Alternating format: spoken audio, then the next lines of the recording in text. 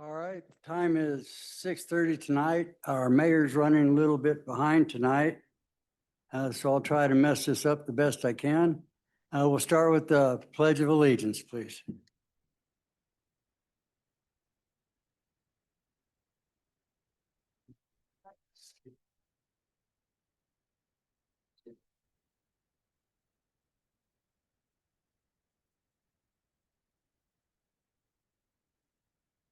Roll call, please. Mayor Pro Tem Strog, Present. Trustee Bristow, Here. Trustee Moya, Trustee Westcott, Here. Trustee Prochaska, Here. Trustee Mendoza,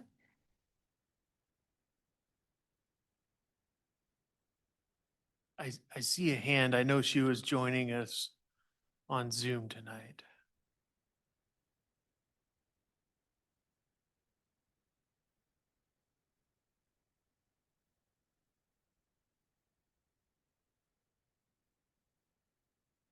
Okay, so now we'll do approval of the agenda. You have a motion? I move to approve the agenda. Second.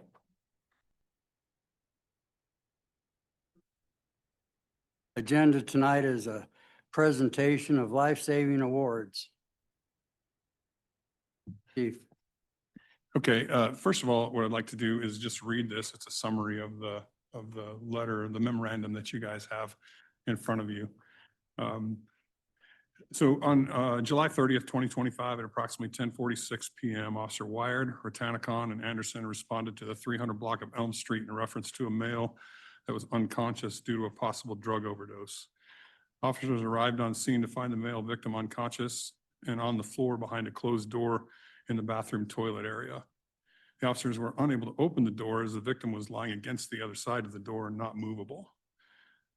Officer Wired quickly recognized the signs of agonal breathing and suspected fentanyl overdose.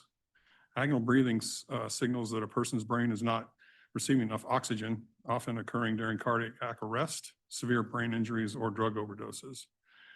Officer Wired prioritized creating an opening to reach the victim, showing quick thinking and resourcefulness in a high stress situation. Disregarding his own safety, he kicked a hole in the bathroom door and ripped the door panel, creating a hole large enough to assess the victim's situation.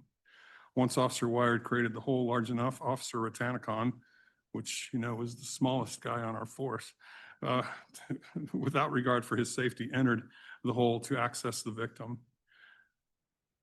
Officer Anderson then assisted Officer Ratanacon by reaching through the hole in the door and rolling the victim over, who was face down on the floor, allowing Officer Ratanacon to administer a dose of Narcan to the victim. Once Narcan was administered, the victim's breathing improved slightly, but was still critical. Officer Ratanacon then administered a second round of the Narcan, which brought the victim back to consciousness. The officers acted decisively in recognizing the signs of overdose and administering Narcan to counteract the effects of the suspected fentanyl overdose. This is critical intervention given at the victim's agonal breathing and potential cardiac arrest. The promptness of this action may have prevented further deterioration and saved the victim's life. Fire rescue arrived shortly after the Narcan was administered, and they used their Pryvar tool to completely open the door, enabling access to pull the victim out of the confined space. The victim was then transported to the hospital via ambulance. Officer Wired, Ratanacon, and Anderson went above and beyond, reaching the patient before fire rescue, who were only a few blocks away. All three officers knew the urgency and the criticalness of the situation and were able to administer life-saving medications to the victim, greatly increasing the victim's chances of survival. All doing this while knowing that they could possibly be exposed to fentanyl, which has killed approximately 73,000 people in 2022, 72,000 people in 2023, and 48,000 people in 2024. I just wanted to reiterate that the part of the safety piece of this is fentanyl, especially in powder form, which they didn't know what they had going on, but that probably wouldn't have killed the officers, but they would have gotten the fentanyl in them. It could have severely injured them. So, and created real problems for them. The incident exemplifies the values of dedication as well as and well-trained police force, demonstrating their commitment to serving and protecting the community, even in the face of danger. And so we've got these awards, if you want to.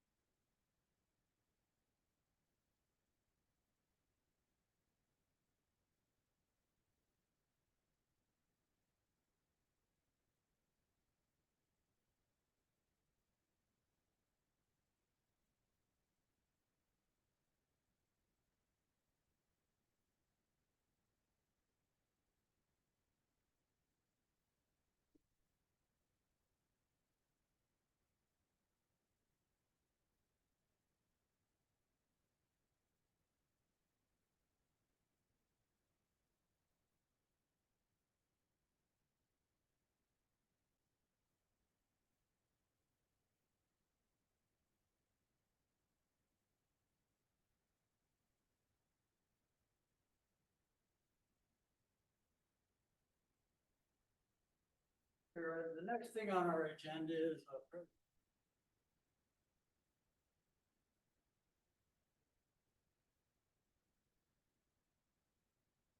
All right, I'll sit back down then.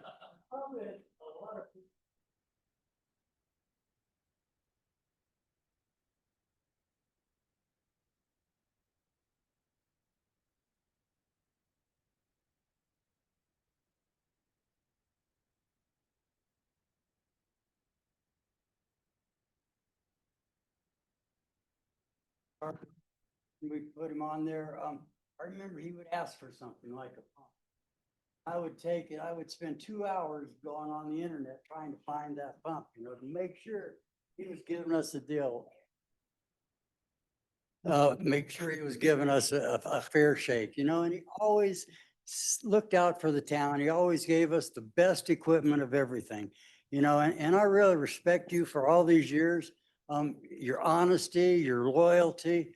I don't know what else to say. More than anything, your good common sense, which has led us to where we are today. And I can't thank you enough, so I hope you're around to help us make new decisions when we need the old pro.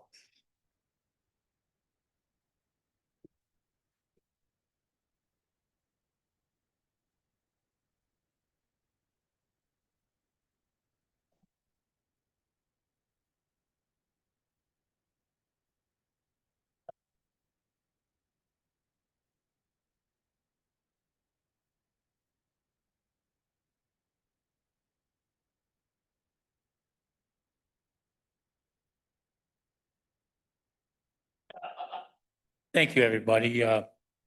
You know, uh, other than the fine awards these guys just got, that's real important, life-saving. We do it in a roundabout way. But awards and things don't mean as much as relationships. And it's been a good relationship.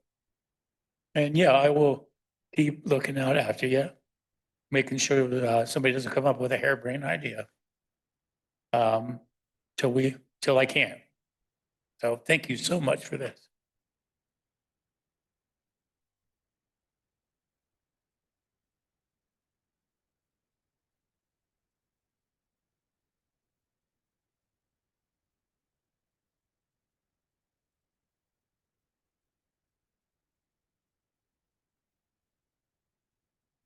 Okay, we're gonna take a few minutes.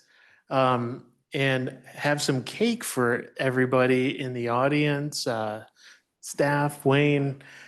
And yes, you definitely, before we cut it, need to read it.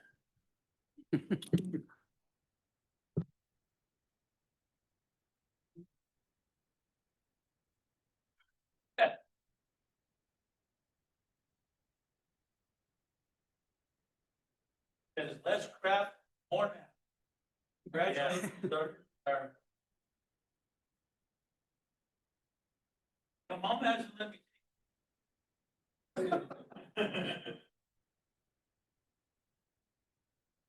A lot of landscaping. Which isn't a bad thing. Other than the big boulders. So for everyone online, please just know that we're enjoying some cake. We wish you could all be here. We'll save some if we can. And we'll reconvene here in just a minute, but we're going to leave the camera and everything running.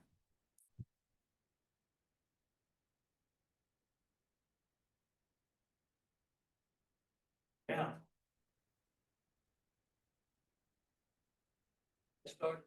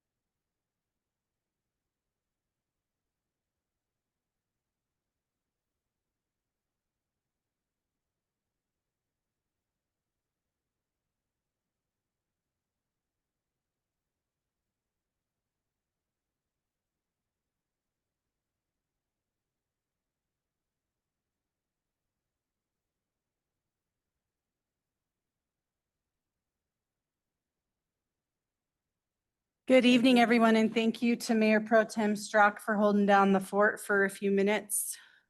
Just rolled from back to school night, so if we could just let the record reflect that at 6:50 PM, Mayor Jeffrey is now in attendance, please and thank you. Wayne, I want to just say I appreciate you. I wish you the best. Thank you. It was a pleasure. I'll still be around though. Anybody need anything? I still have the same number. And my phone still is underneath my pillow, Nice. so I sleep with it. Good night.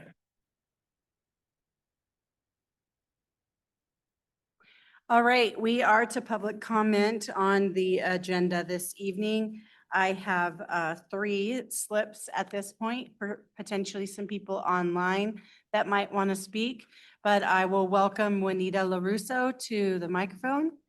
If you could state your name and address for the record, you have 3 minutes. Oh, we're going to go with Sorry about that. Juanita's going to go last. Juanita's that's going to okay. go last, so you're Mike. It's going to be Mike and then Hub and then Juanita. Got it. My name is Mike Kearns. I live at 18442 County Road 6, which is at 6 County Road 6 and 37. Good evening, Mayor Jeffrey and trustees. Thank you for me the opportunity to speak today. I'm here to express my concern about ordinance 2025-70, approving amendments to Article 4 and Article 6 of Chapter 13 of the Lochbuie Municipal Code concerning the town's water utility. My family and I have been waiting a little over 4 years for the city to come to an agreement on developing our land in the project called Fruition. We know how important water is because we have farmed our land for over 60 years and understand the concept of the need for water. We recognize the urgency and the importance of securing reliable water sources for your community. My family and I are asking the Town of Lochbuie trustees to reconsider this ordinance and get with the land developers to come to an agreement. In attending the last meeting, I heard from several land developers that they were in agreement with the amendment as it was written. When Andrew Tritely spoke on ordinance 2025-707, he stated that he supports it along with Mark Bush, Joe Farkas, and others that were here. There were even comments from the trustees, and I quote, "We are missing out on enriching our community with different families." This trustee even thinks the town will benefit from this. Another trustee said this, and I quote, "It seems like a fair ordinance, and it's good that we are changing." With these comments, it gave our family hope that an agreement was going to be made that night. There were no questions asked about any issues with the proposed change in the ordinance, which gave the perspective from our side of the table that there were no issues with the amendment because no one raised any concerns at the time they had a chance. I urge the board to reconsider Amendment 2025-707. Do not fall into the trap the cities in Colorado have done. I have done the research. Wheat Ridge, Eastlake, and Wellington fell into this same trap because they did not want to see growth in their community. Now they are landlocked cities with no potential growth or development in these cities. After sitting in these meetings for the last 8 months, I believe that Lochbuie does want to grow and development because my family has lived here for over 60 years and we have seen it grow tremendously in the last 5 or 6 years. My family and I still hope that the town of Lochbuie will do the right thing. Thank you for your time. Thank you very much. Mr. Albrandt? If you would also state your name and address for the record, sir. Thank you. My name's Hub Albrandt. I live at 1724 Cloud County Road 37. I think Mike kind of covered everything that I would plus some, so I'm gonna come from a little different direction. First of all, I want to thank everybody on staff and the administrator, mayor, other folks for working diligently to bring the water standard or the proposal up to a more modern time. My background is public service. I was a public servant on the Front Range for 40 years. I watched all the Front Range cities go down the same path you're going down. and they lock themselves into bedroom communities. And that's all well and good if that's what you want to be. But I hear this group of people talk about wanting to expand, and you won't even move, bring your rooftop tax through new developments so that you can build your budget. I find that frustrating and I find that sad.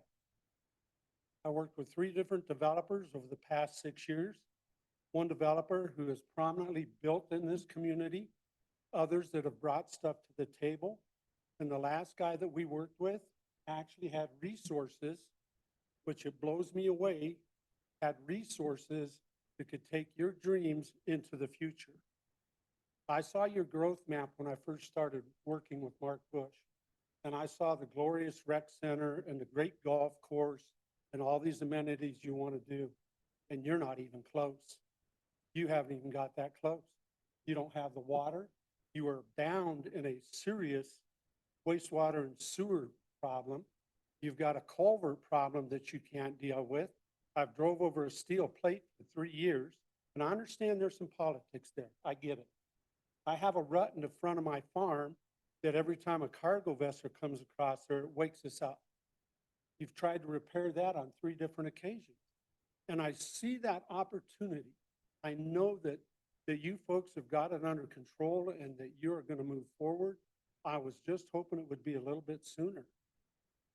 I've been around the towns that can't figure out how to fix their potholes, how a water main breaks, and they're scrambling to go into the general accounts to try to get that money.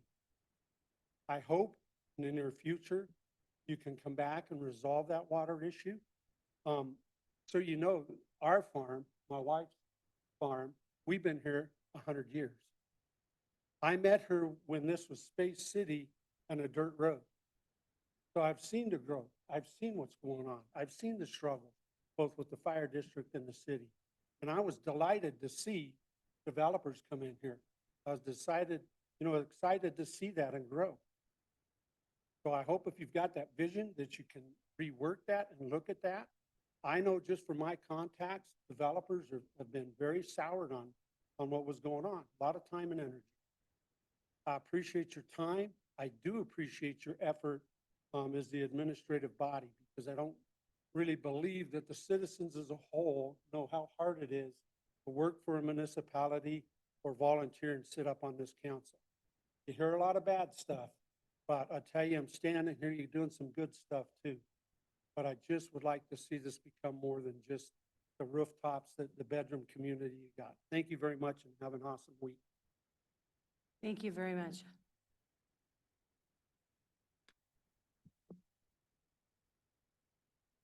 Hello, Juanita. Hello. My name is Juanita LaRusso. I'm with Fuller Real Estate. Fuller Real Estate's been around for 70 years and has helped with a lot of land syndications around the area. I represent the owner and have part ownership in 1876 Weld County Road. And so that's why we are up here speaking today. As I reflect on the magnitude of what's to come for this town, and after last meeting, the vote against what would have been a significant amount of progress moving forward, I think about whether the board really understands the impact of what's to come. Can you see that far ahead of what's going to happen to you and the residents of the town? $500 to $1,000 water bills a month. Is that the kind of impact you want? Do you understand the risk by not taking action? Do you have the opportunity for a wonderful solution to a big problem? Yet the path that you are on is one of destruction. By that vote, you have impacted the town in a huge negative way. We have been observing and sitting back at the back of the room of the town hall meeting for 8 months now. 8 months. You've seen us, you've shaken your hands, you said hello. Trying to figure out why our Sellers development is not being approved. To be frank, the town's infrastructure needs to be revamped. You think you take a step forward, but it's not a step forward, it's a fourth of a step. Thinking bigger and thoroughly and thinking through concepts and projects, it is what is needed.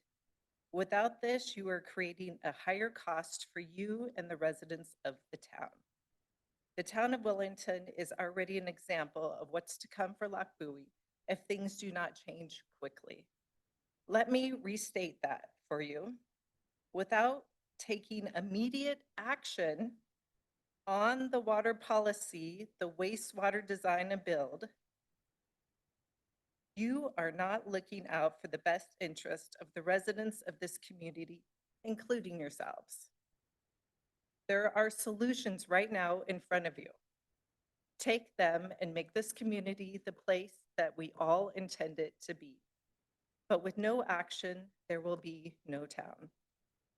The town has been having meetings after meetings for years, and still no final decisions have been made. Time is of the essence. Do it now. Don't wait any longer to make critical decisions. Do it for the residents of the community. Take care of the children, the young families who choose to live here.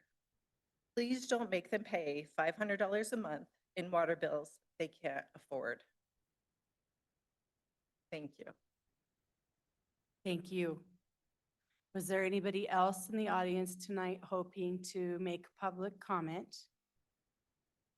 And is there anybody online that was hoping to?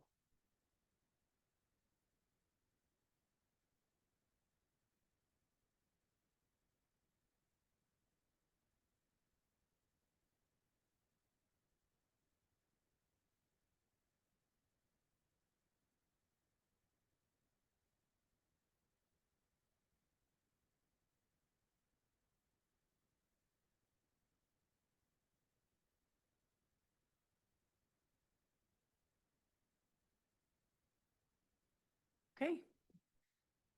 Moving on in our agenda, we have our consent agenda this evening. The items on the consent agenda are the payment approval report in the amount of $232,253.56 and the minutes from our August 5th meeting. Madam Mayor, I believe that there's an inaccuracy in the minutes, and I'd like to have that corrected before we approve it. Yes, ma'am. In the section about mayor and trustee updates, the sentence reads, Mayor, it's the last paragraph, Mary Jeffrey expressed her disappointment that comments were not made during the executive session that could have helped in all the decision-making. And I believe that comment was made about the open session rather than the executive session. So I think I'd like to propose that that be changed to, she expressed her disappointment that comments were not made during the open session that could have helped in all of the decision-making. So I'd move that that be corrected. Thank you. I appreciate you noticing that, and that is when I made those comments. So I believe that that can certainly be adjusted. Would it be okay if we say during the regular meeting?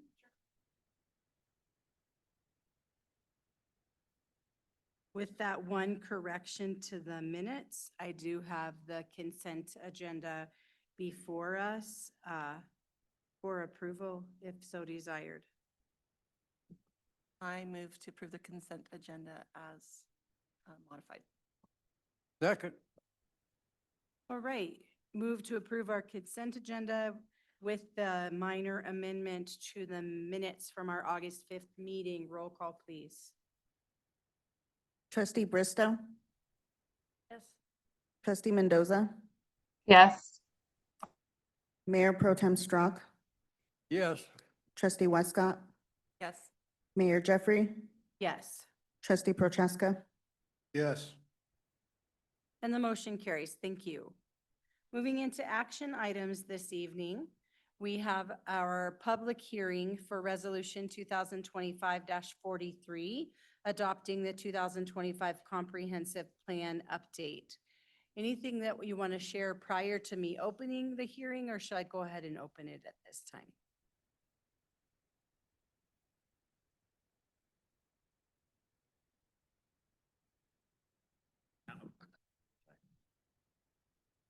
please open it, and the standard procedure that is used in many municipalities is for there to be staff comment, public comment, and then staff comment again, and then board-only deliberation.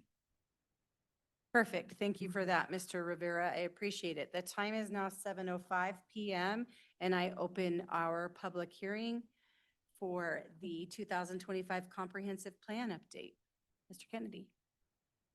Thank you, Mayor, Mayor Pro Tem, and trustees. As you're aware, town staff members have been working with our consultant team for quite some time to update the 2017 comp plan. We are sort of rounding third base on the home stretch here. And most recently, you'll recall, we conducted our last scheduled work session with the board back in June. At that time, the board did point out some changes that needed to be made in the plan, but overall voiced support for the adoption of the plan and then the completion of the project.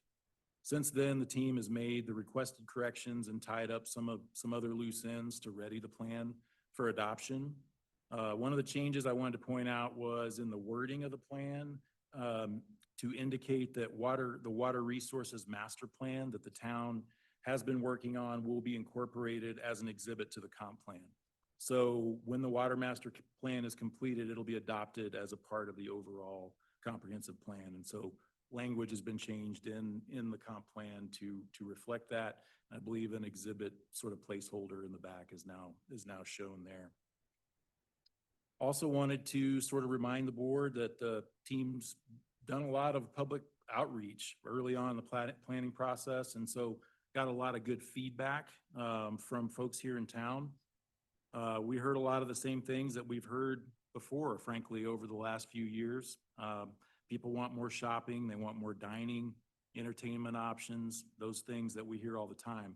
People want more parks and trails, rec facilities in town, and people want the town to continue to provide reliable infrastructure and make that a focal point in the community, not just for new development, but for existing development as well. So we talked about before how the goals and policies and action steps in the plan are designed to address these issues. And I mentioned in the work session before that there's definitely a lot in this plan that feels very familiar and sort of comfortable. And that's because the town's already working on a lot of the solutions to these issues that have been raised in the plan. So we're already implementing it before it's even been adopted. As you recall, the board passed a new PUD overlay ordinance, which can be used to attract new, higher quality development. The town's hired an in-house economic development expert to bring in more businesses and jobs. You're also aware, and we talk all the time about all the ongoing planning, design, and construction activities that are related to the town's water and wastewater systems, that those are ongoing. Talked before about how the town is outgrowing its current space and may need additional buildings. So staff has begun to develop a strategy for how those future facilities are going to be provided. Residents also consistently ask about the possibility of the town providing a community center or a rec center, ball fields, pools, those kinds of things. And so as a part of that process, the town's also going to be looking into those possibilities as well. And then before I turn it over to Alex, our consultant, who's here remotely today, I just wanted to point out one other thing that does still need to be, one last loose end that needs to be changed in the plan. The Fort Lupton staff reached out to us and let us know that they had recently annexed some property that has been completed and it's not been shown on our comp plan map yet. And so we'll need to go back and make that minor change. But other than that, for the most part, the plan is ready to go. And so with that, I will turn it over to Alex, who will step through a slideshow that's very similar to what he did at the work session in June. Thank you. Hi, everybody. Can you hear me all right at this volume?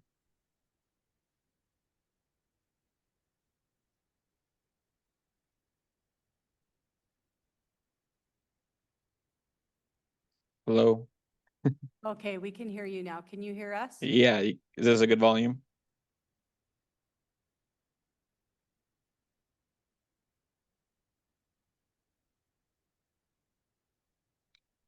Yes, that's a good volume. Go ahead. Okay, great. Thanks, everybody. I apologize I couldn't be there tonight. And I promise it's not just because of the cake, but otherwise, I'm happy to be here with you for our fourth and hopefully final presentation about our 2025 comprehensive plan. So today we'll go over a little bit of background and about what we did last time, just to make sure that people who weren't there understand what we're doing and the main components as well. But I'll try not to spend too much time on each topic as they're pretty similar to the former presentation we had back in June. Lastly, we'll kind of talk about what's changed specifically since June. There's a few items there that Chris already mentioned, but we have some specific references to page numbers as well if we're interested. And then we'll just wrap up with any kind of questions or discussion.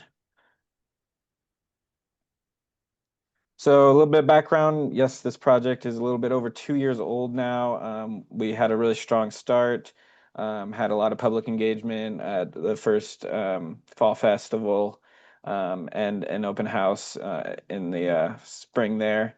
However, the BNSF annexation and that kind of ordeal kind of took some time away from the project, and we had to wait on some things to understand what exactly would be happening. And when we, found out that, the town would be annexing those properties and doubling in size, that really increased the scope of the project. And we had to expand, our boundaries about where we're looking in terms of future land use and activity.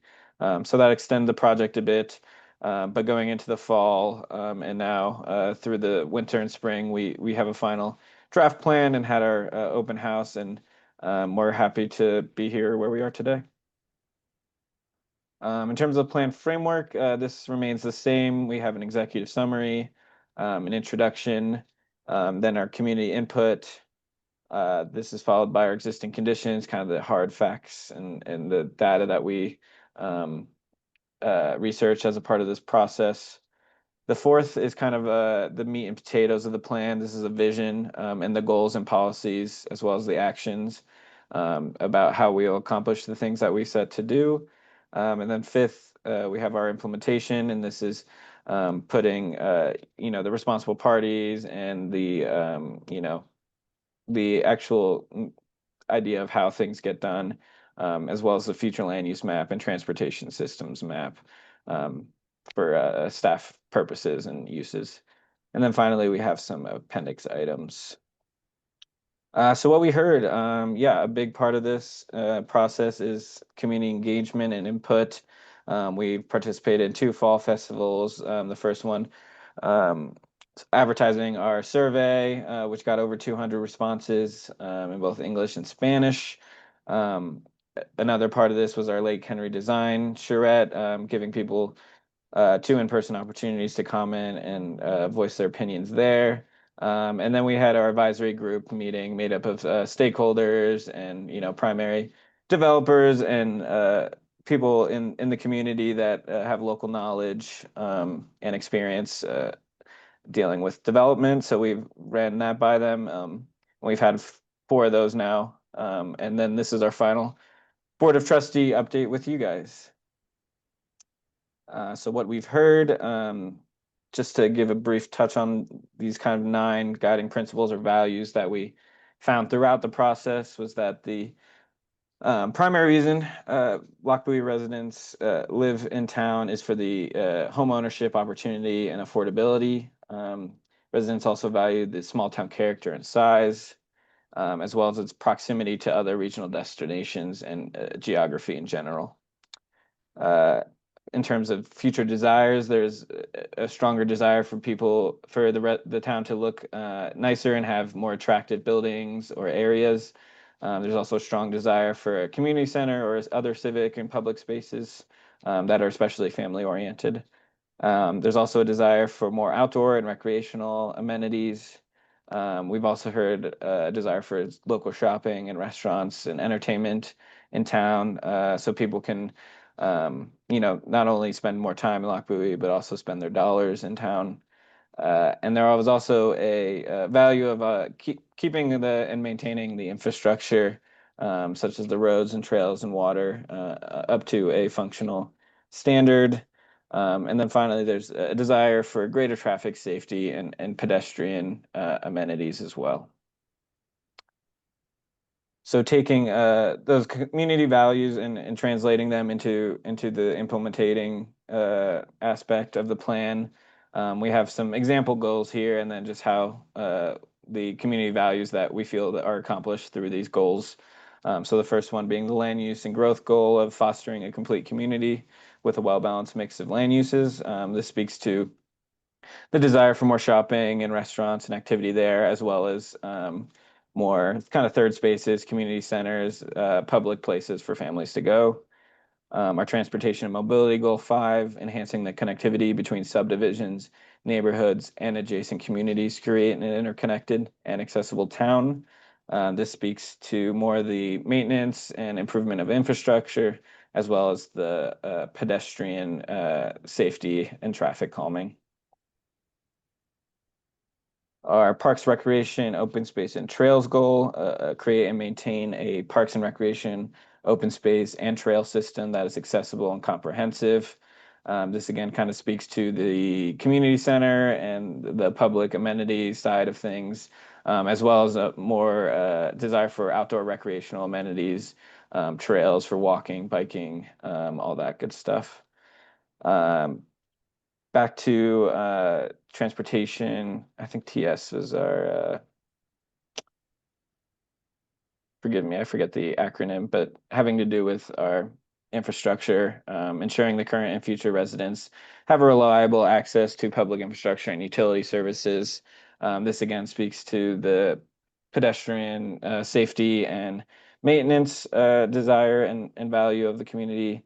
And then finally, our economic development goal 3, promoting retail growth in Loch Buie, promoting more restaurants, more shopping, and things like that. And it as well speaks to the regional nature of where Loch Buie is, and trying to capture more shopping and dollars in town.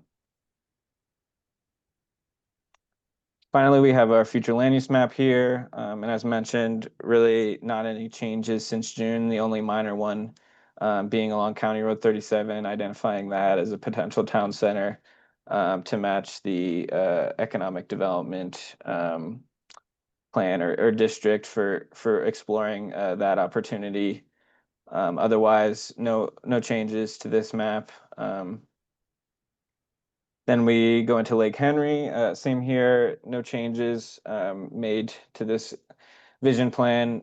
But yeah, been a part of a few open houses and got some comments from people about programming and types of activity, and some more specifics of what people would like to see here. And then finally, implementation. This is kind of a new section from the June meeting, just kind of to give examples of what's already being done and what's planned to be done. We have some action items here and have some status updates on them.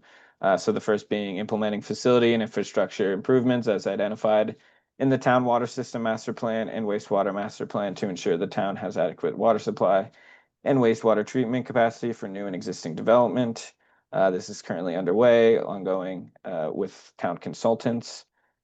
Conduct a municipal facility needs assessment to understand current needs and future capacities of town-owned buildings, and work to procure future properties for additional expanded facilities. This is also underway. And then finally, action ED 1.1.A, promoting retail growth in Loch Buie. And this is, as Chris has mentioned, with the hiring of the economic development director, and tasked with recruiting business in Loch Buie. This is currently underway. Looking more towards the parks and recreation goals, creating, maintaining parks, recreation, open space, and trail system that is accessible and comprehensive. As mentioned, this was already being accomplished with the PUD overlay. So this is partially already complete, and then requires, more dedication of additional parks and open space and new development. assessing which community facilities are most needed and would provide the most benefit for Lock Bowie residents. And this includes, but not limited to, rec center, local public library, youth center, senior center, and identifying potential funding sources and partners for their development is also an important aspect of this. And this is underway by being requested for inclusion in funds for 2026. And then this final goal that's planned is develop a townwide transportation master plan, identify the town's top priorities for new and improved transportation infrastructure projects to invest in over the next 10 years. And this is also to be included in the 2026 budget request. And the comprehensive plan kind of addresses that and kind of serves as an interim to this plan as well. So we're happy that we could be kind of a catalyst for that as well. And then finally, the what's changed since June slide. So I'll just give you kind of the highlights here. And if you guys are curious at all, that we can go to those pages and take a more specific look. But back at our June meeting, we had a few text revisions and some clarifying questions that we revised at, I think, 6 different points throughout the document.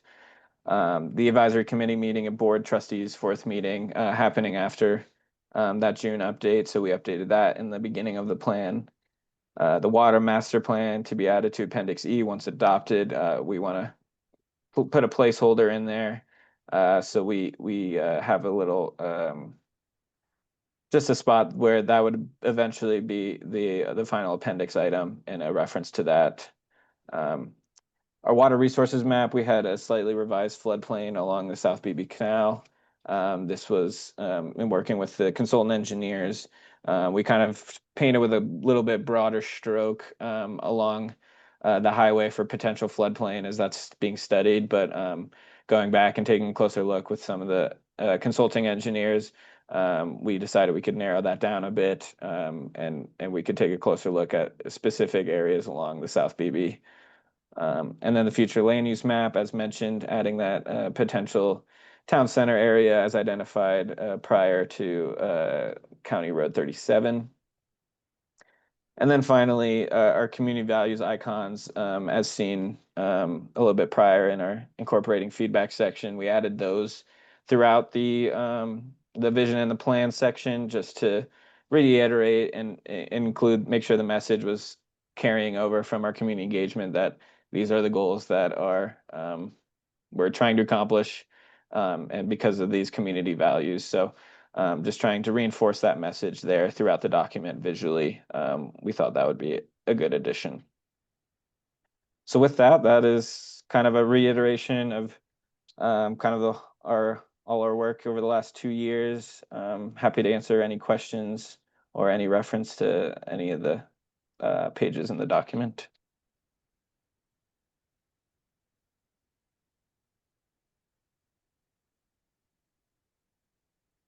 Thank you. Go ahead with I questions. apologize because I was in Hawaii when we had the work session on this. So if I'm retreading over covered ground, I apologize. No I just problem. want to make sure that I'm clear. It says in here that part of the plan calls for doing a study to figure out, where is it? Commission a downtown development plan that would identify a suitable location of a potential town center.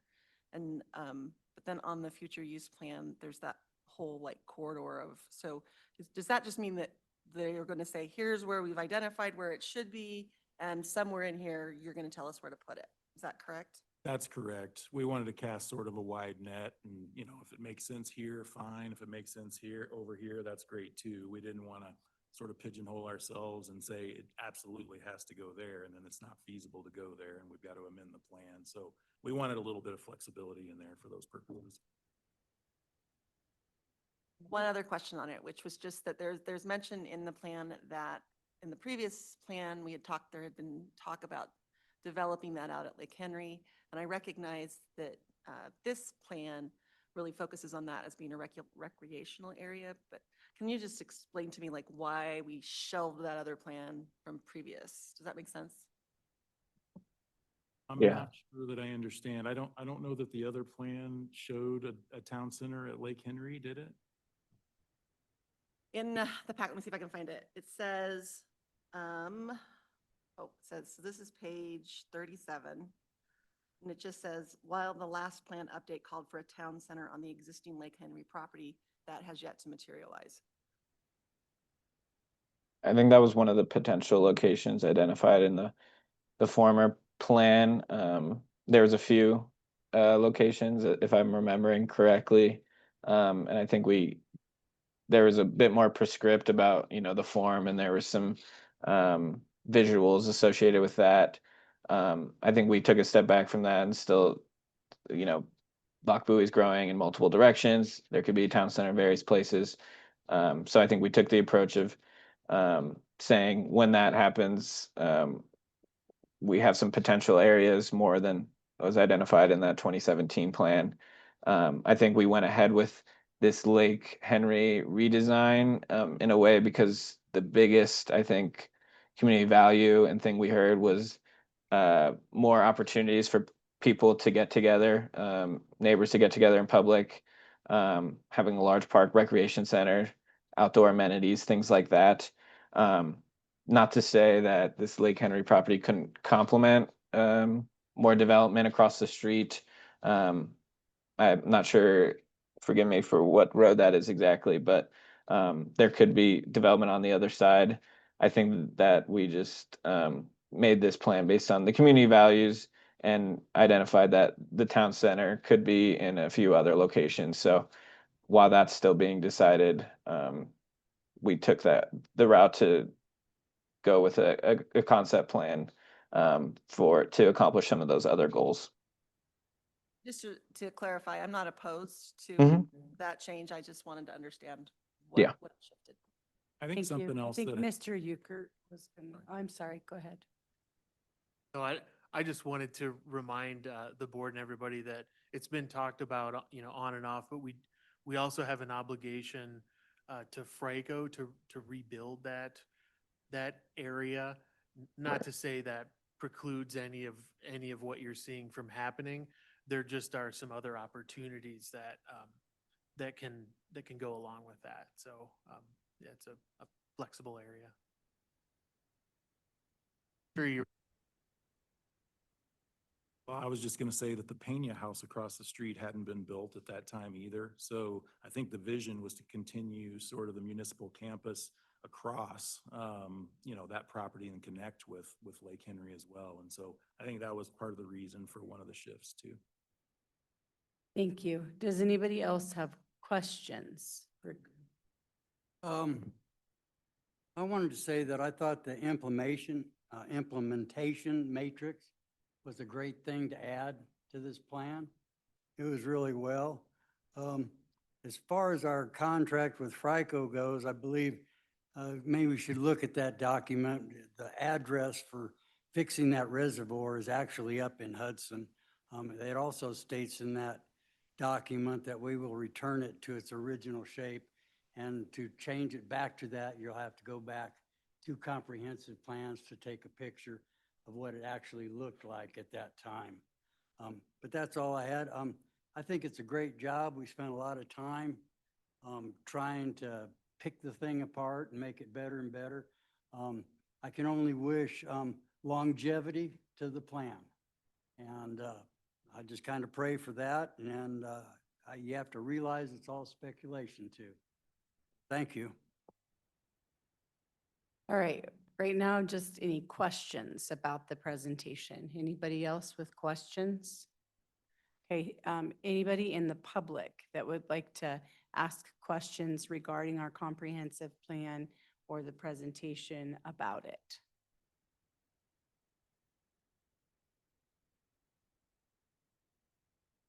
All right, hearing none, then this will be our opportunity as a board. Yes, ma'am. Oh, I'm sorry, Juanita, come on up.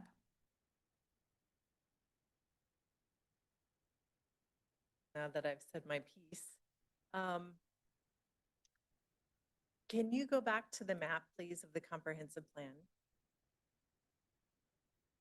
Okay, now the purple, the dark purple. What exactly does that mean? So when we look at this, I'm not clear as to what that means. Somebody please tell me. That is a light industrial designation that kind of surrounds the BNSF property that's also that purple and slated for light industrial development. Okay, but what does it say? Employment. It's employment. It's just semantics of it. Yeah. So what does that mean to you? What does employment mean to you? Does that mean ag? Does that mean industrial? Does that mean mixed use? Does that mean commercial? What does that mean to you? I think Alex was trying to speak, but it is more of an industrial designation. Okay, then maybe that needs to be spelled out a little better because employment is, we don't know what that means. I've never seen that on a map before. Yeah, so we actually have a designation table in the plan. We could pull up need be, and that gives the description of each of the designations as well as common uses within each, and then also density range. So what to expect in terms of activity and intensity and things like that. We took the route to say employment instead of light industrial to apply for a broader amount of uses. Employment, I think, speaking off the top of my head, to the character of the area, it's jobs, it's warehousing, but it's not just light industrial, it's maker spaces.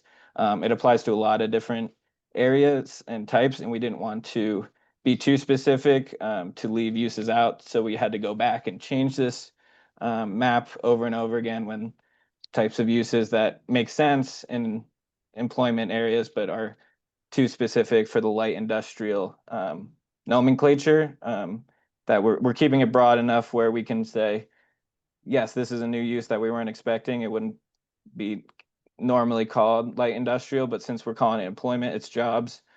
We feel like it still honors the character of the designation.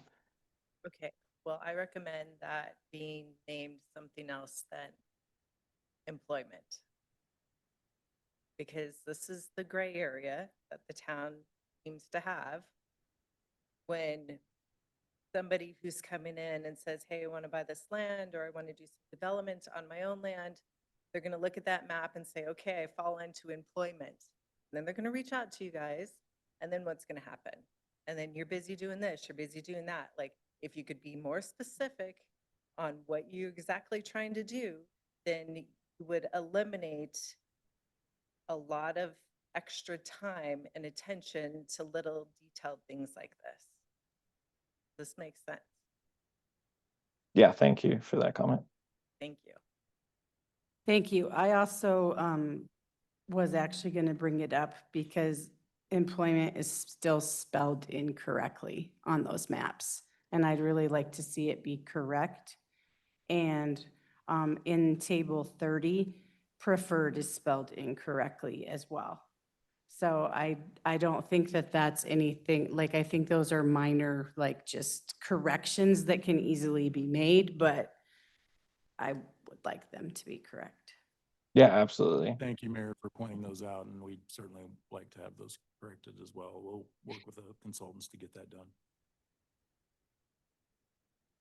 All right, we are then at the point, unless anybody else was wishing to speak during the public hearing, we now are at the point where we could have deliberations. I would certainly welcome anybody to speak in favor of the comprehensive plan, or anybody to speak with concerns for our comprehensive plan at this time.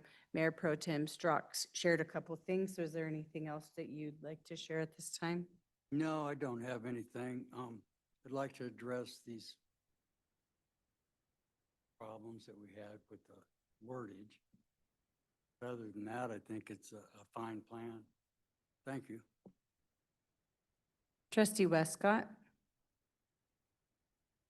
I'm reading through this, it is so thorough, and it really paints a very clear picture of the vision that we could, of what we could develop in Loch Buoy, and I think that It's exactly what we're looking for.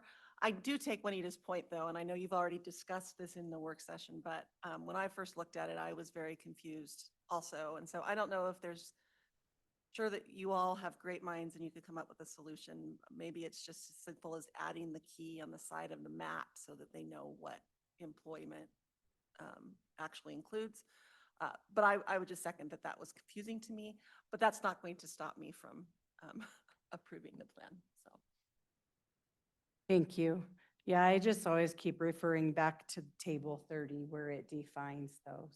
And I would agree with that. And after I read that, that cleared it up for me. But to her point, on first glance, it's confusing. Yes, I would agree. Mayor Pro Tem Strzok, I want to go back to you because you said something about 2 points with the wordage. Could you just clarify what? Oh, just the typos? Okay, nothing different. Mentioned some.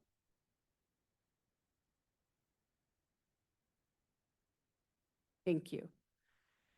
Trustee Mendoza?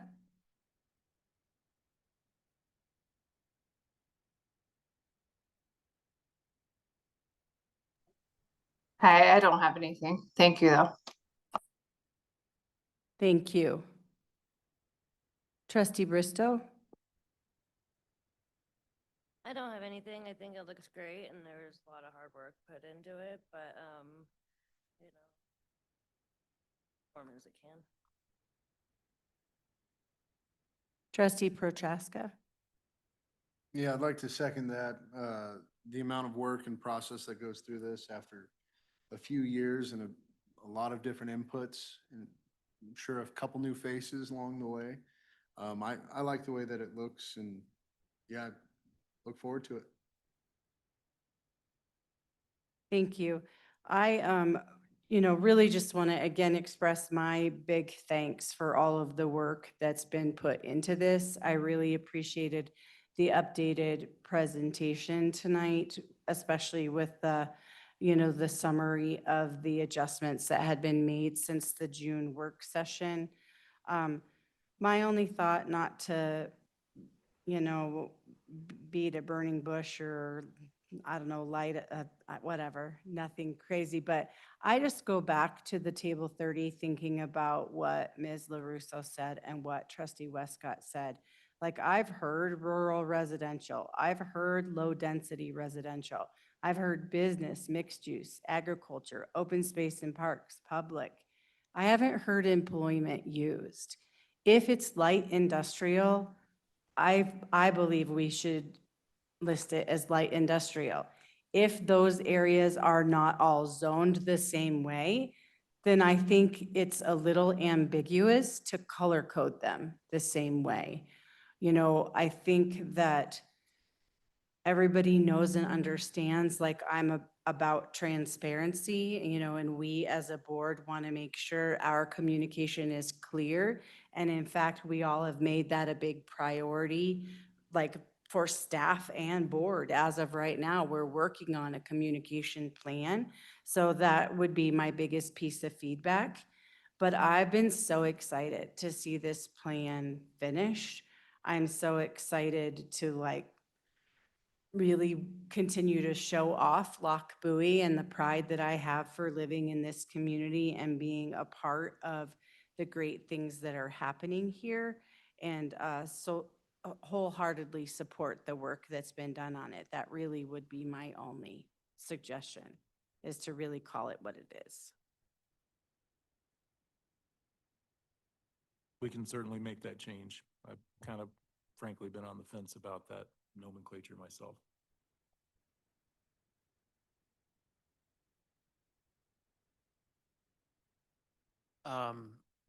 Yeah, it is meant to be a broad descriptor in there. My fear is calling it just light zoning, just light industrial, really, hems it in. The feedback is great. The plan is overall just a really good thing for Loch Bowie. We can definitely take that feedback and work it in and probably capture this in some different zoning districts too within there, instead of just saying, you know, light industrial, we're gonna have probably a custom zoning. We've got the PUD process through, for BNSF. So this plan, I really see the feedback on it. So, you know, we can certainly come back and take a look at it. I hope it does get approved this evening. But we super appreciate the feedback on, just hearing it from outsiders' perspective, because we're just down in the weeds trying to, you know, keep it broad and flexible, but not be, we're not trying to, you know, hide anything or be confusing. That's, confusing is a better one. We're not, the intent is not to do that, so. I appreciate that. I don't believe it is either. And I think, I certainly think we could move forward if people would like to approve it tonight, knowing that there may be that adjustment based on the feedback that was given. The time is 7:40 PM, and I'm going to close our public hearing regarding Resolution 2025-43, and I would be willing to entertain a motion at this time.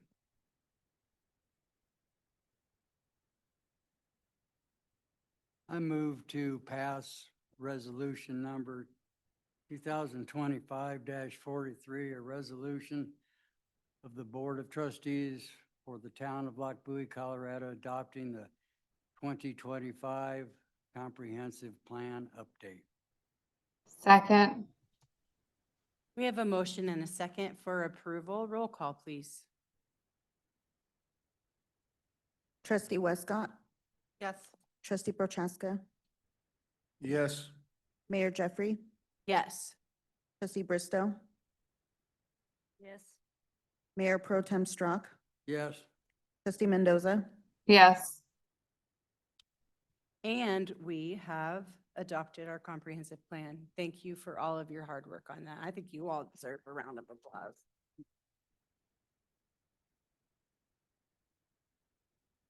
All right, moving right along to discussion, Dr. Cog Housing Needs Assessment Overview. Mr. Kennedy, you're on fire tonight. A lot going on here. Thank you, Mayor.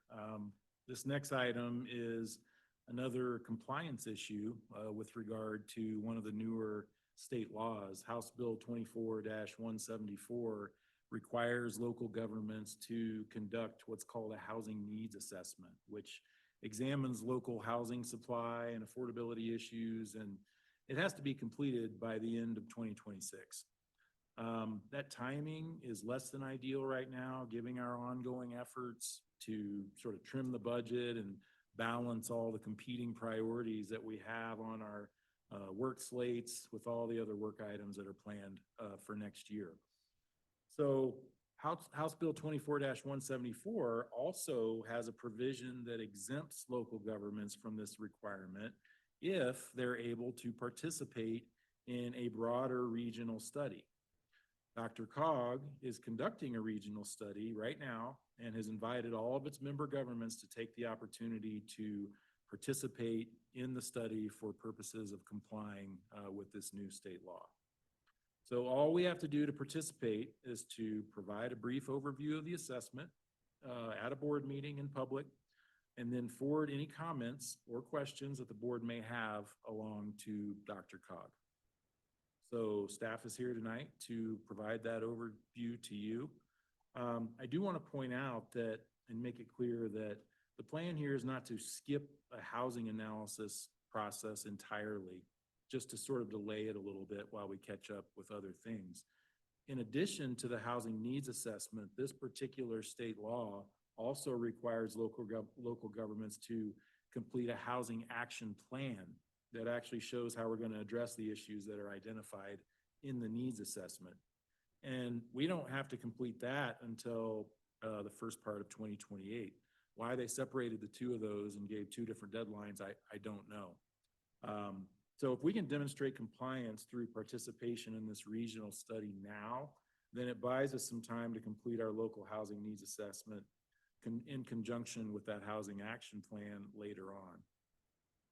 And finally, the last thing I wanted to emphasize is that we weren't involved in the development of this study at all. And the DRCOG reps were not available to attend this meeting. We actually invited them to attend, but they had too many member governments and too many obligations to attend. And so we're going to provide a brief overview to you to comply. And we'll try to answer any questions that you might have, but at the end of the day, we may just have to reach out to DRCOG for more information because it's a lot of data, as you probably saw, and it's not our study. And so we'll do the best that we can. And with that, Connor, our newish planner, has pulled together some slides and we'll give you a quick overview of this needs assessment.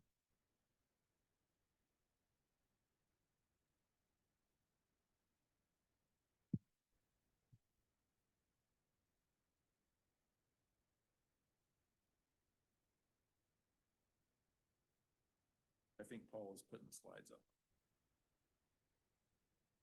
Must be time for your interpretive dance then. Probably don't want to see. Karaoke?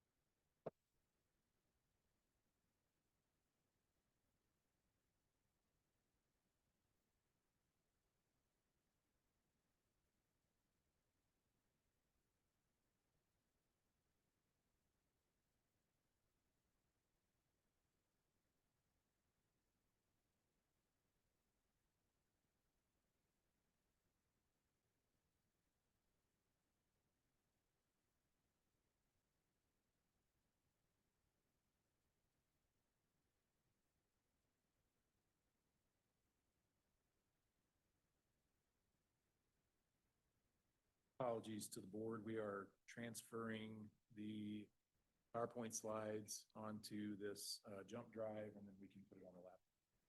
Right.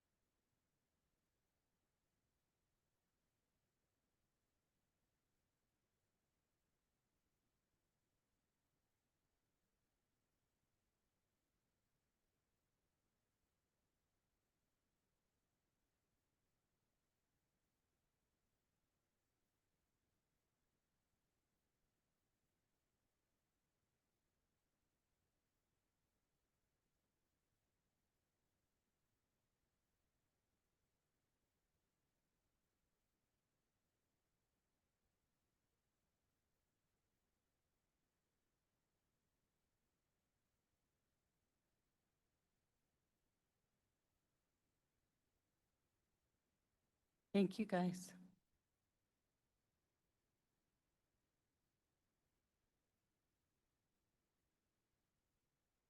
Okay, sorry about that delay. I was just buying time so I wouldn't have to speak, but it did not work. So thank you, Chris, for that introduction. And with that, I think we can go ahead and get started with our presentation. So as Chris noted in his introduction, we're here this evening to present to the board the Denver Regional Council of Governments Housing Needs Assessment and how the town can use it to reach compliance with the Sustainable Affordable Housing Assistance Act, or Bill 24-174. To begin, it's important to take a step back and understand why we are here. This need comes from the House Bill 24-174. It's a fairly substantial bill, but there are two concrete requirements that the town must address. Firstly, the bill requires that local governments conduct and publish a housing needs assessment, or an HNA, by December 31st, 2026.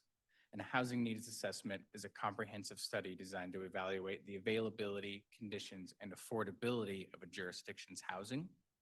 Following that, a housing action plan is required, or an HAP, and that's by January 1st, 2028, and every 6 years thereafter. And the HAP is generally an advisory document that guides a local government in addressing the local housing needs, usually identified by that initial housing needs assessment. So this assessment and the subsequent action plan are required by the town, but there is, however, an exception to the first step, the needs assessment, that gets found within the bill. The bill states that local governments do not have to conduct their own local housing needs assessment if they participate in a regional assessment. And become to find out that the Denver Regional Council of Governments, or DRCOG as we'll refer to it in the presentation, is conducting a regional housing needs assessment that is compliant with this bill. That does include Lochbuie, and they have invited us to participate. So we took a look at what the benefits would be to participating in this regional assessment.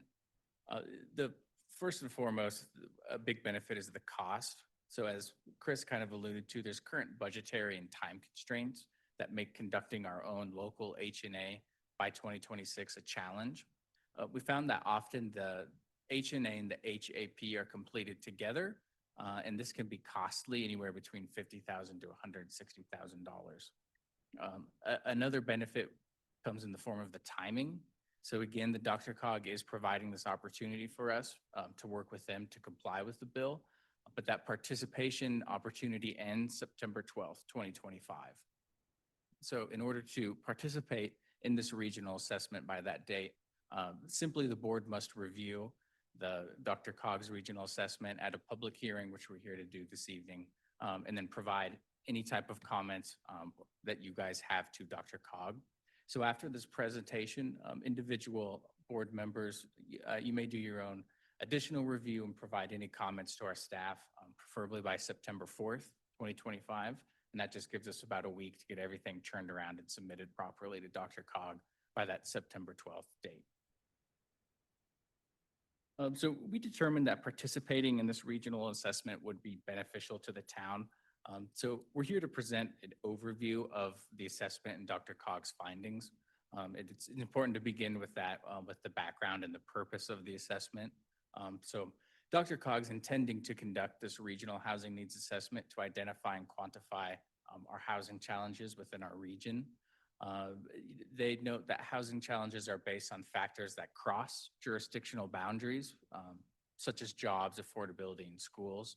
So analyzing regional data is really important to identify gaps in housing supply and the affordability across income levels and household types in our region. And you'll find that the assessment provides a great way to understand how much housing our region needs, where it's needed at, and at what price point those houses are needed.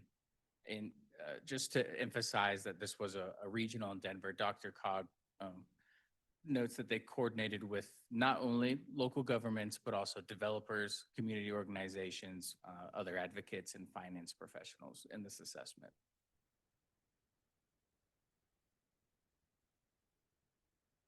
And then it's also important to see the entire area of the DRCOG region that we'll be discussing this evening.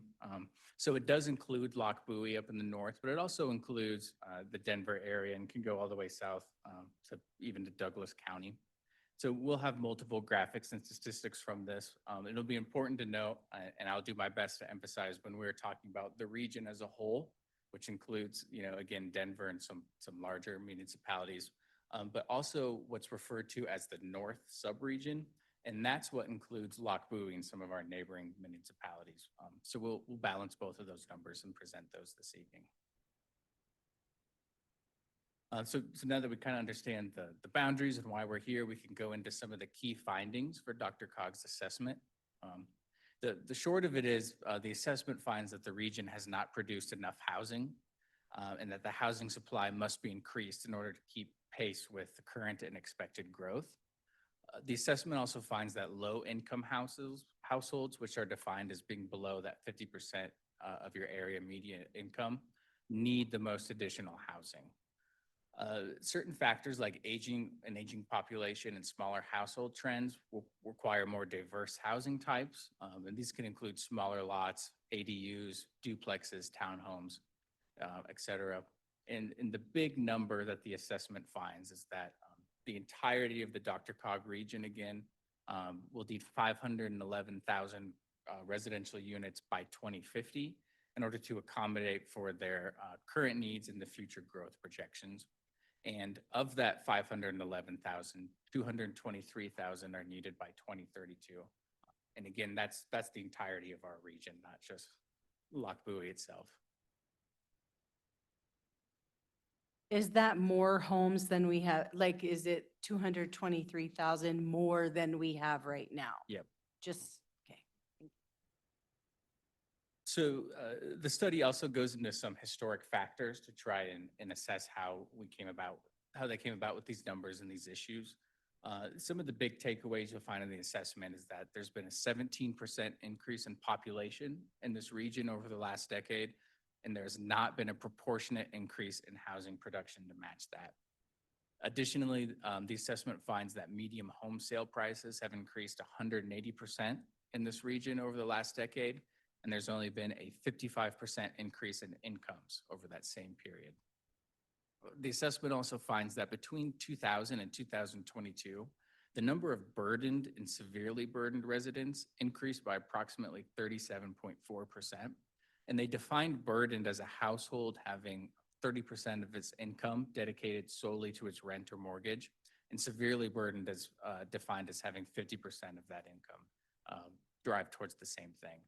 And so the number of individuals in that category increased by 37.4% in the last 20 years. But again, the point of the assessment is to look to the future and how we can maybe combat some of these.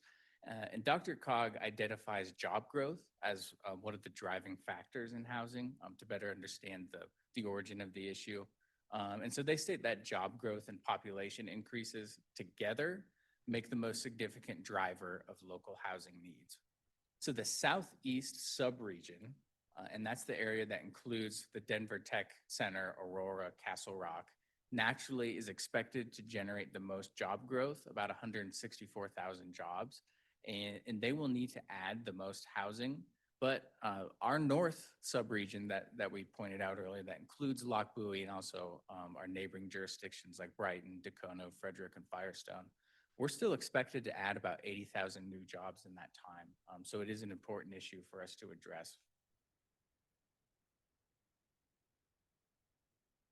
And then continuing to look towards the future outlook that the assessment provides, it does provide information on the 10-year housing need for the north subregion, which includes Lochbuie. So our area will need, according to the assessment, about 36,200 new homes by 2032. And that is, again, just our north subregion area, and that is in reference to the 223,000 homes needed within the next 10 years. So our region would be hopefully or theoretically responsible for 36,200 of those homes. Mm-hmm. So you showed us that, you said that it was, I don't know where I'm at, the north subregion is Lochbuie, Brighton, Dacono, Frederick, and Firestone. Yes? We're not the north central. I thought I heard that, so I just want to Oh, clarify. yes, yes, we are the north. So, yeah. They're the north. So sub, not the I will north. go back. I'll just show you. So we are the north. a small portion of the town is located in that north central area. Gotcha. Block Buoy Station, just south of the Adams County line is in that. That's the Adams County line, the separation between the orange and the yellow there. Okay, thank you. Again, so of those 36,200 homes that our region would theoretically be responsible for, over half of those will ideally be available to those making 0 to 50% of the median income in order to meet the expected demand that they will bring. What does that mean by making 0 to 50% the median household income? Go ahead, Chris. So if, I believe the median household income for Weld County for a household is $113,000.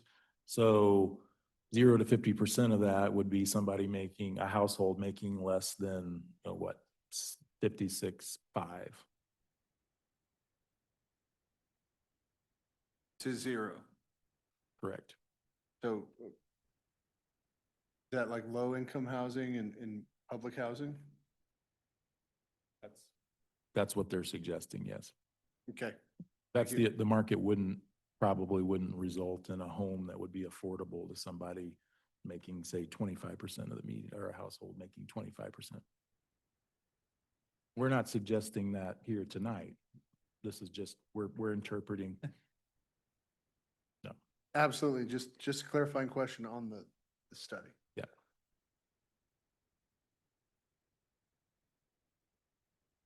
So that kind of brings us to the end of the overview of the DRCOG HNA, the regional assessment.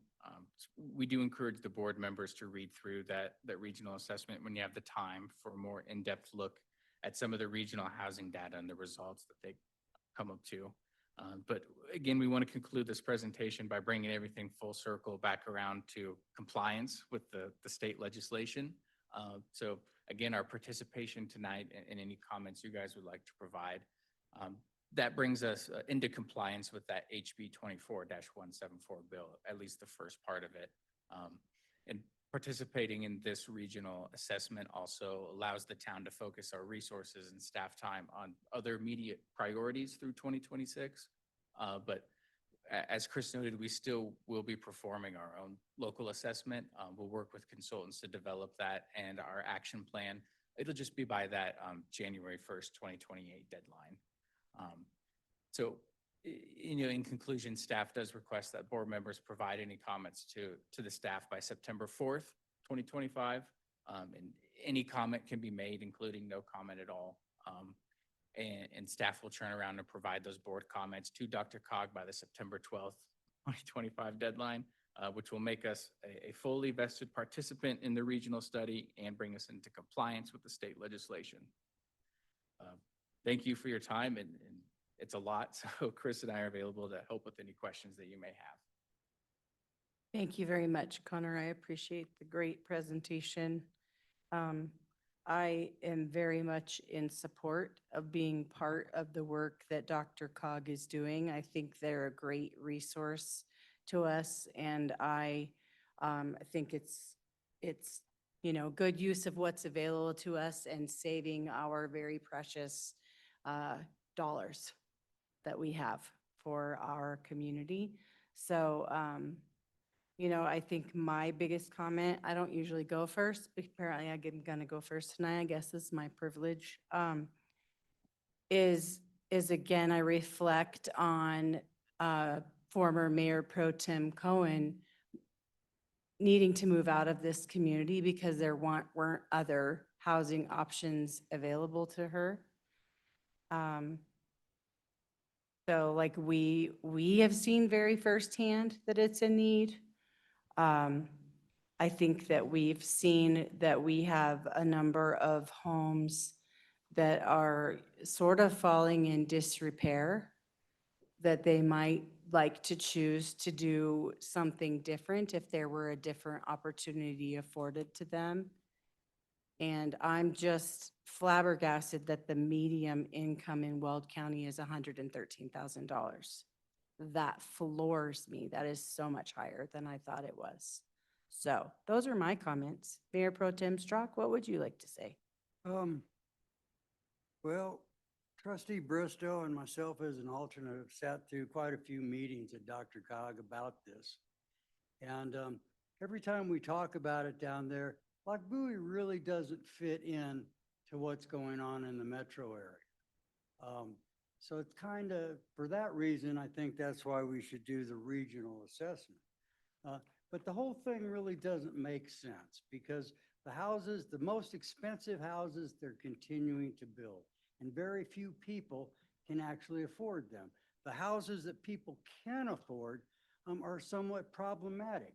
If you take a builder that comes in here that wants small lots, wants to get as many houses on there as he can to save water, et cetera, he's building a shoddy product.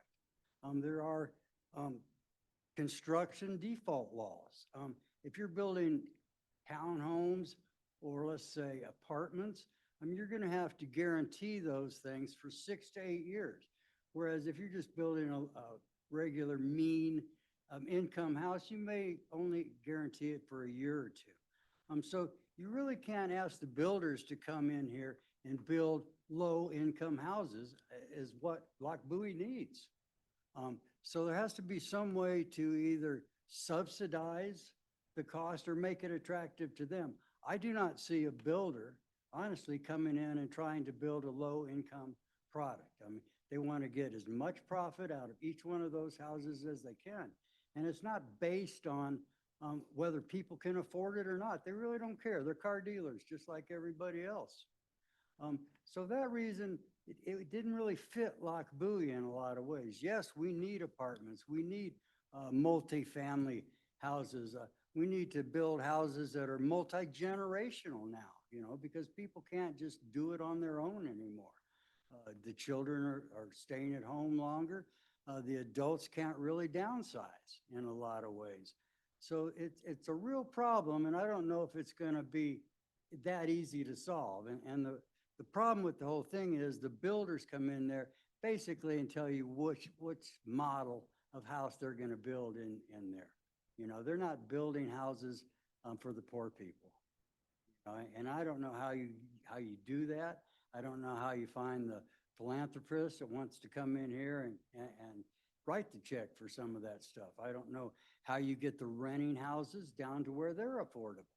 I know there are some large companies that do buy these houses as they're built and then rent them out just to make that mortgage payment or even not even make the mortgage payment, but it's an investment for them in the future. So there again, they're taking advantage of the people that really can't afford it, and so, as a board, I think we need to have some diversification in the houses that we build, but it's really hard because, like I say, most of your builders want the biggest house they can build on the smallest lot, and it makes no sense in a lot of ways.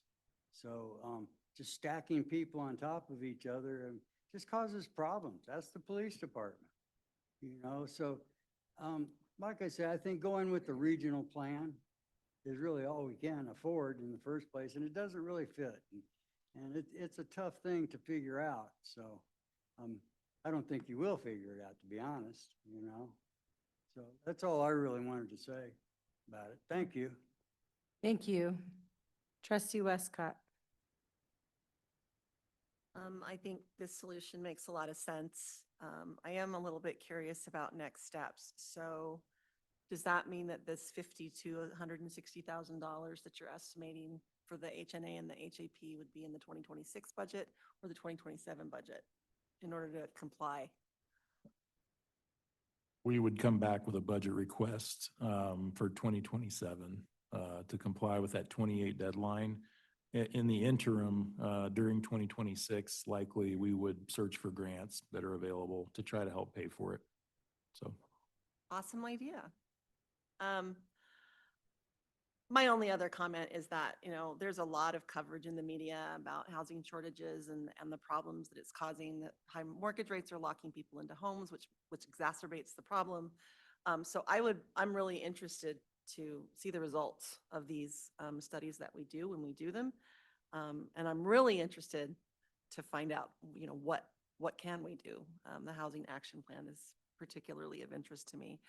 And I'll just throw out here, I know that when Stapleton was being developed 20 years ago, we were right adjacent to it. And one of the requirements of that development, and I don't know why, was that they had to put in low-income housing as part of, so there were, multi-million-dollar houses, and then 3 blocks later, there was some Section 8 housing. And so, I mean, it's doable, right?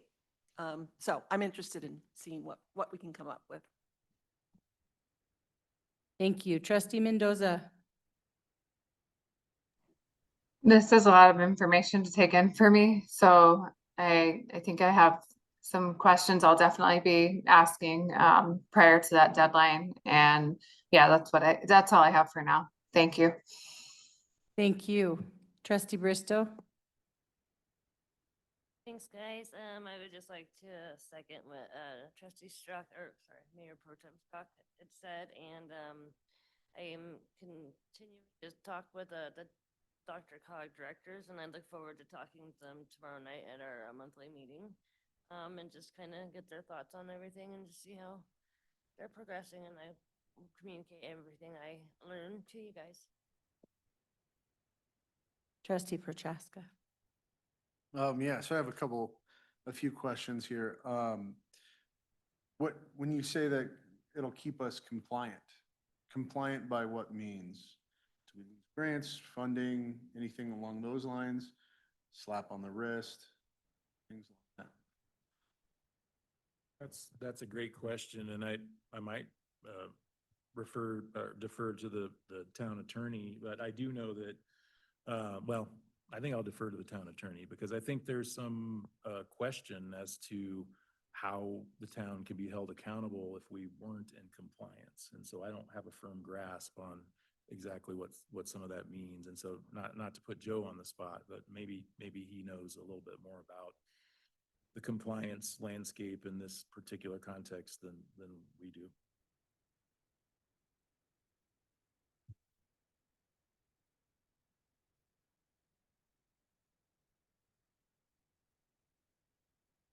Yes.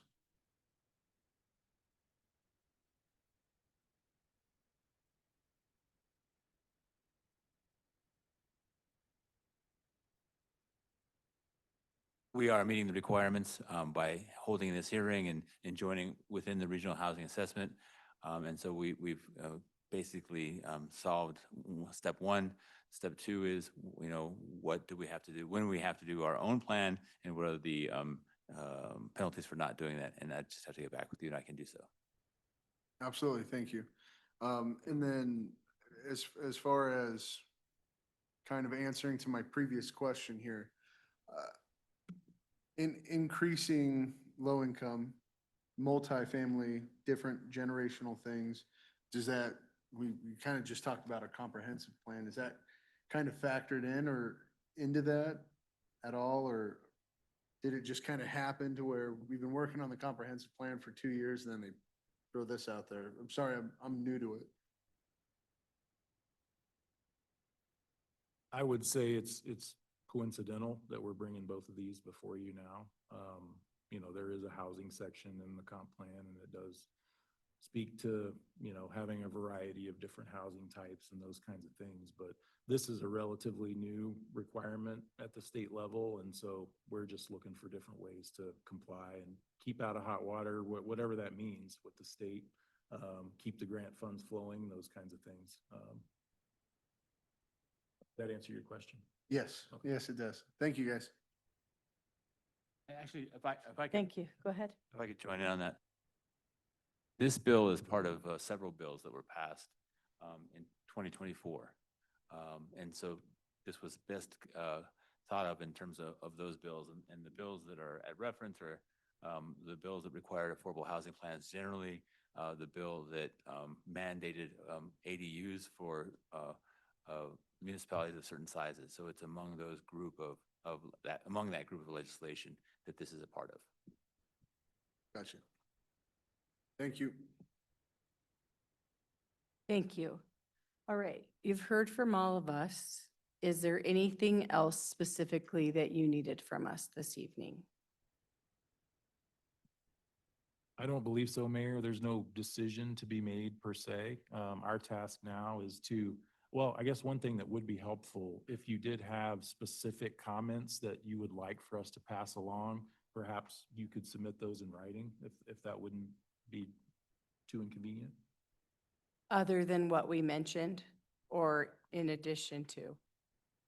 Or, We have made some notes based on your comments and questions tonight, and so if you like, we can, based on those notes, we can craft those comments and send them along if you're comfortable with that. If you'd like to be more precise and submit a written comment, then we can certainly accept that and pass that along. thank you. All right, I appreciate the great information tonight. Thank you for that. Moving on, staff and attorney updates.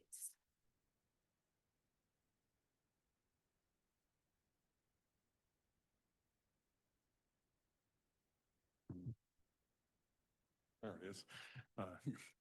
Good evening again. You have my report. The only things that I want to add is just a little bit of updates on training. We got one officer that recently got out of field training, which is actually Officer Anderson, who was one of them that gave the award tonight. So he's out on his own. We have one that is in phase 2, Jackie Holine, in field training, and then we have one getting ready to start the academy next week, I think, possibly the week after that. So done, he will be fully staffed. Yeah, really quickly, I'm having a hard time hearing. I don't know if we turned down the volume or people just don't have their mics close enough, but Yeah, I had a very hard time hearing as well. Don't be afraid of our microphones, Maybe guys. it was just me. Is that better? I can get right on top of it. All right. Did you hear what I said, or do you need? Okay. Thank you, Chief. Mrs. Baker? Good evening. I don't have anything new to report. I just have the updated financials through July and our cash and investment portfolio through June. As far as budget, we're pretty much on track for budget. We're watching it pretty closely now. And just remember, when you're looking at the budget, it's fund level budgeting. So if we're over a line or under a line, it's okay. But we are tracking it. So if you have any questions, just let me know.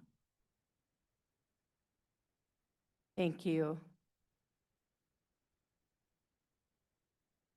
Mayor, I don't have anything else to add this evening. Thank you. Bethany, Paula, anything from your neck of the woods this evening? I had the posting for the public hearing for the special event liquor license. We didn't get any comments, but it just ended yesterday, so I didn't have time to put it on tonight's agenda, but we didn't get any comments, so I'll be issuing that license. Thank you for that update. And I quickly wanted to mention, we're a month out for the Fall Festival. And so I wanted to have the board to start considering if you are willing and wanting to staff the tent that we have the Fall Festival. For Rick, you haven't been here before, and I don't, maybe Nicole as well. We do have a town tent that we staff with mainly board members to talk with folks, hand out tchotchkes and such. We're also adding a new tent this year that's going to be a town tent that will have staff with economic development and some things going on in there. So we'll kind of have a lot going on inside the tent. So if you're interested, if you could send me an email, it's September 20th. It starts at 3:30. I think we did like 2-hour shifts last year. If that works for you guys, that's fine. And we can kind of just rotate through into from 3:30 to 8:30. So just let me know, send me an email. We'll staff it. Thank you. All right, Mr. Rivera? Thank you. 2 things. One, I have established office hours, and they're immediately before the second meeting of the month. And so I'll be here at Town Hall from approximately 3 o'clock till the beginning of the meeting. And that's a nice segue to let you know that I still would like to meet with a few of you. And if we could schedule those meetings during that time, I'd appreciate it. Thank you.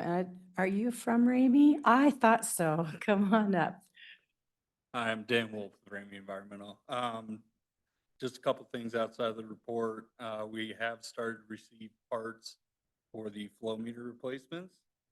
And then MDS will be out tomorrow to do tank cleaning inspections on both the drinking water storage tanks. And we'll also have cathodic protection inspected at that time. Yeah, I have a question for you. So I see the Brighton flows are back to a reasonable amount. Have we changed those reading things yet? Yeah, so what we're actually doing is Fluid Building Design's actually going back into the programming and looking where there's discrepancies. He's trying to adjust them back to what an actual reading will be until we can get the meter in place. So hopefully here in the next month, they'll all be new meters and be accurate readings. So Okay, I see you have a little new format, so. yeah, hopefully you guys like the new. Yeah, format too. thank you. Yep. Thank you. Mr. Euchert? Thank you, and thank you for calling out Dan. He's their operations manager, and many of you are familiar with Mike. And Dan is right there on the leadership team now that Wayne is in retirement. Well, I just wanted to say thank you to the Chris and the community development team for the comprehensive land use plan update. It's been in the works for a while, and it's finally nice to have that adopted. It lays a good foundation, and now we can start to get busy on the implementation phases with all of the other planning and implementation items that go into that. The next one will be that exhibit that wasn't in there that was mentioned, Water Master Plan. I had asked to save the date for next Tuesday. The sewer board meeting will be canceled.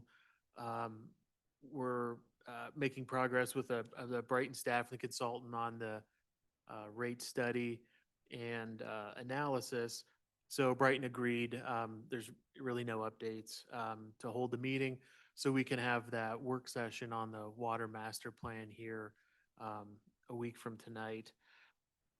And Isn't it Thursday, the 28th? okay, yeah. Thursday, yes. That was my test. Everybody passed. No, no. Thank you for clarifying that.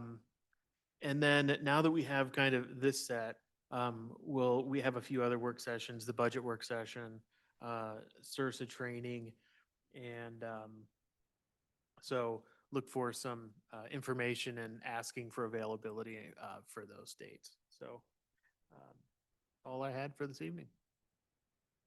Great, thank you very much. We will move into mayor and trustee comments. Trustee Mendoza, I'll start with you tonight.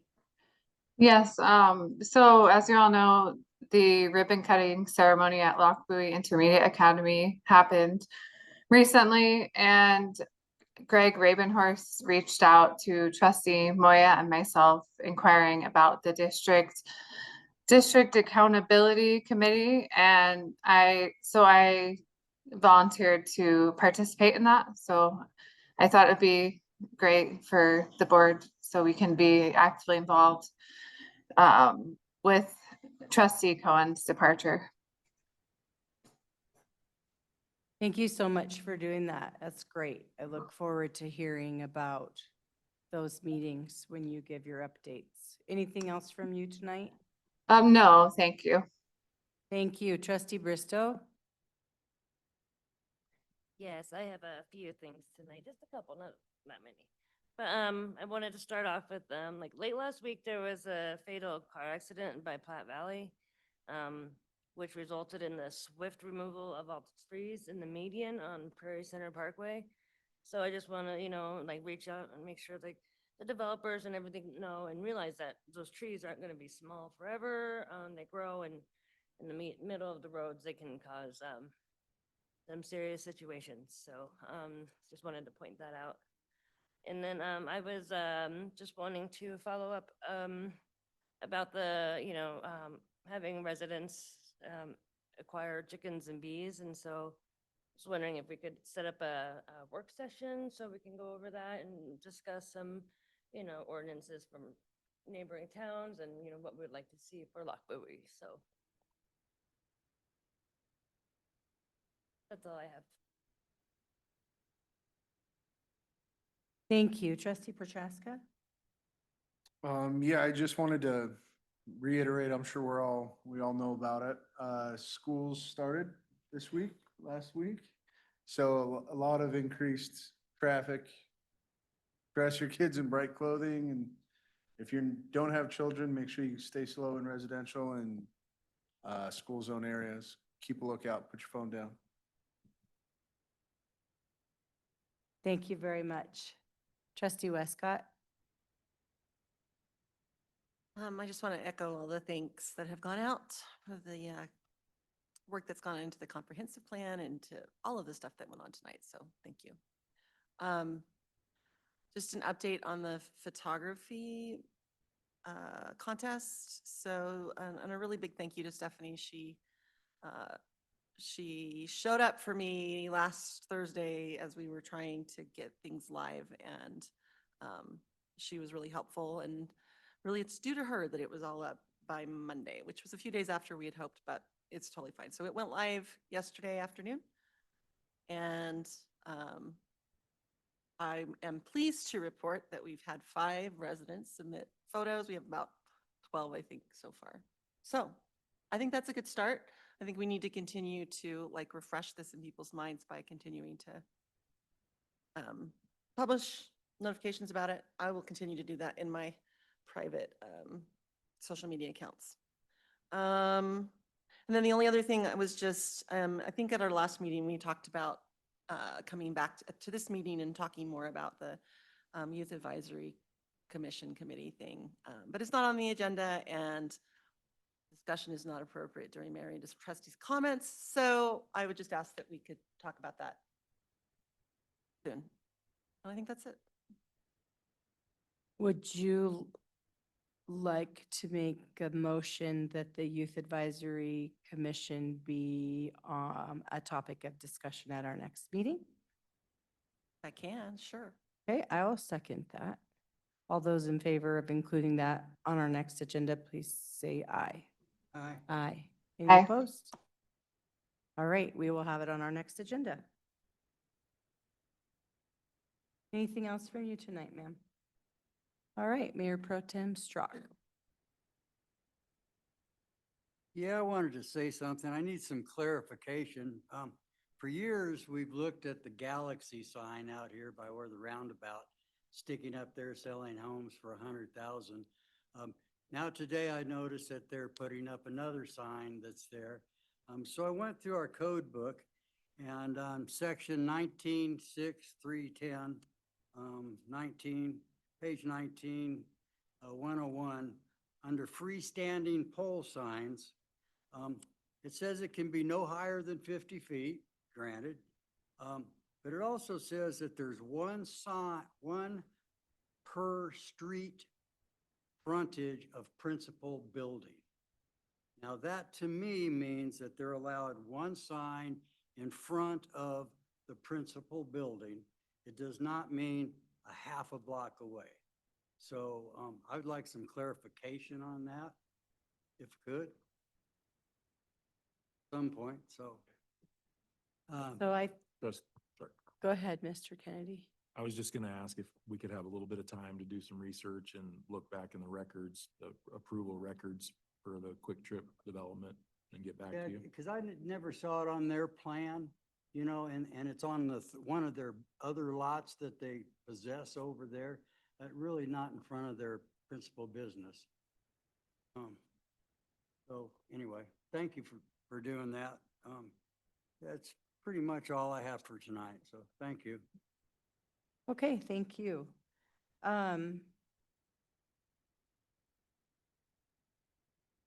I don't really have anything official for my comments tonight either, other than thank you all for your grace in me arriving a little bit late tonight.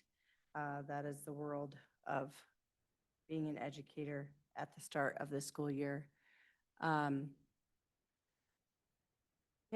I don't have anything else. Sorry, I'm tired. It's been a long day. So I would entertain a motion to adjourn. I move to adjourn. Second. We have a motion and a second to adjourn. All those in favor, please say aye. Aye. Any opposed? We're adjourned at 8:29.